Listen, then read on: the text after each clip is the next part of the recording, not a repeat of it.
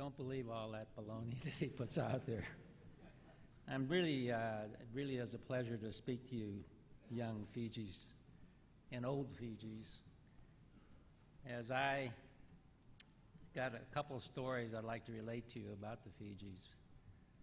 You know, I graduated high school here in Tucson High School in 1946. That's a long time ago.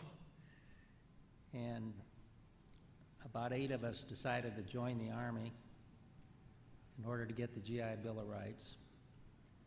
And I went to Japan. And I ended up being a driver for General Eichelberger, who some of you know was a Phi Gamma from Ohio State and a very famous Phi Gamma. I had no idea what a Fiji was or a Phi Gamma fraternity was or anything. I didn't even know much about universities. And I ended up being his driver, and I drove him throughout Japan, he and a guy named General MacArthur. And I was an 18-year-old kid, and my ears were burning all the time. And he put into my life Phi Gamma Delta. And it was really, I didn't know anything about it, so when I came back, naturally I went to the University of Arizona. And we don't like ASU very well, but we get along with them. So I ended up playing football at the U of A, and in my senior year, I was at the end of one game, and I was getting dressed, and some guy comes in and says, "There's a 4-star general outside to see you." And I said, "Uh-oh, I hope maybe I'm getting re-enlisted. I have to maybe they're calling me back into the Army." And there was General Eichelberger, and this guy, you couldn't believe what a nice guy was and what a person he was to a guy like me who was just a young kid. And it stuck with me all through my life of that association with General Eichelberger and Phi Gamma Delta. Now, you know, I could sit here and tell you about all the Fijis I've run into in all my business careers that I didn't know was a Fiji, and I sat there and I shook hands with the guy and I asked him what university he went to, and he said, "I went to Iowa or Ohio State or whatever it was."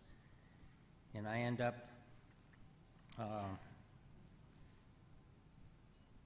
saying, "Well, what fraternity were you in?" And he'd say Sigma Chi, or sometimes they say Fiji. And immediately you're binding to this young guy or old guy, and it really does your heart good, and it sticks with you through your whole life. And I guess I don't know many things that are 162 years old except the Phi Gamma Delta fraternity. Now, what I'm going to talk about today is a couple of things. I'm going to talk about integrity, but I'm going to talk about that at the end because I've written a book about it, and I don't want to bore you with it. But I got a little story to tell you that I kind of got off the internet, and it kind of made a lot of sense to me with you young people. And here it goes. The first day of school, our professor introduced himself and challenged us to get to know someone we didn't already know. I stood up to look around when a gentle hand touched my shoulder. I turned around to find a wrinkled little old lady beaming up at me with a smile that lit up her entire being. She said, "Hi, handsome. My name is Rose. You guys heard of the Fiji Rose? I'm 87 years old. Can I give you a hug?" I laughed and enthusiastically responded, "Of course you may." And she gave me a giant squeeze. "Why are you in college at such a young, innocent age?" I asked. She jokingly replied, "I'm here to meet a rich husband, get married, and have a couple of kids." "No, seriously," I asked. I was curious what may have motivated her to be taking on this challenge at her age. "I always dreamed of having a college education, and now I'm getting one," she told me. After class, we walked to the Student Union building and shared a chocolate milkshake. We became instant friends every day for the next 3 months. We would leave class together, talk nonstop. I was always mesmerized listening to this time machine as she shared her wisdom and experience with me. Over the course of the year, Rose became a campus icon, and she easily made friends wherever she went. She loved to dress up. She reveled in the attention bestowed upon her from the other students. She was living it up. At the end of the semester, we invited Rose to speak at our football banquet. I'll never forget what she taught us. She was introduced and stepped up to the podium. As she began to deliver her prepared speech, she dropped her 3x5 cards on the floor. Frustrated and a little embarrassed, she leaned into the microphone and simply said, "I'm sorry, I'm so jittery. I gave up beer for the Lent, and this whiskey is killing me."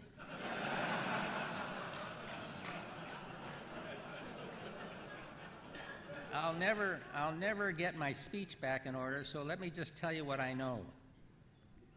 As we laughed, she cleared her throat and began, "We do not stop playing because we are old. We grow old because we stop playing. There are only 4 secrets to staying young: being happy and achieving success. You have to laugh and find humor every day. You've got to have a dream. When you lose your dreams, you die. We have so many people walking around who are dead and don't even know it. There is a huge difference between growing older and growing up. If you are 19 years old and lie in bed for 1 full year and don't do one productive thing, you will turn 20 years old. If I'm 87 years old and stay in bed for a year and never do anything, I will turn 88. Anybody can grow older. That doesn't take any talent or ability.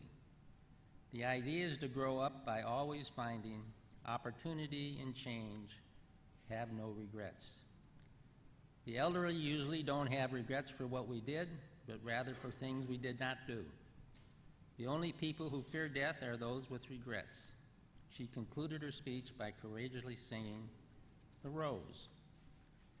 She challenged each of us to study the lyrics and live them out in our daily lives. At year's end, Rose finished the college degree, and she began all those months ago. 1 week after graduation, Rose died peacefully in her sleep. Over 2,000 college students attended her funeral in tribute to the wonderful woman who taught by example that it's never too late to be all you can possibly be. When you finish reading this, please send this peaceful word of advice to your friends and family. They'll really enjoy it. Those words have been passed along in loving memory of Rose. Remember, growing older is mandatory. Growing up is optional. We make a living by what we get. We make a life of what we give. God promises a safe landing, not a calm passage. If God brings you to it, He will bring you through it. Pass this message on to 7 people. You will receive a miracle tomorrow. If you don't think so, look at your window when you wake up in the morning and think about it. If you choose not, then you refuse to bless someone else. Good friends are like stars. You don't always see them, but you know they're always there. Now, take that home and live by it because it's great.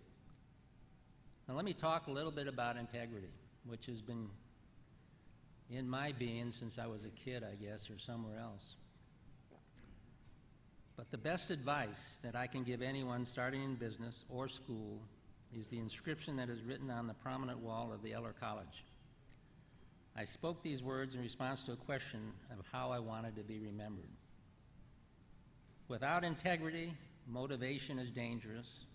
Without motivation, capacity is impotent. Without capacity, understanding is limited. Without understanding, knowledge is meaningless. Without knowledge, experience is blind. Experience is easy to provide and quickly put to good use by people with other qualities. Make absolute integrity the compass that guides you in everything you do, and surround yourself only with people of flawless integrity. And I'd like to end with some more words on integrity. And the issue of integrity confronts us constantly in every part of our lives, from how we live to how we play the game.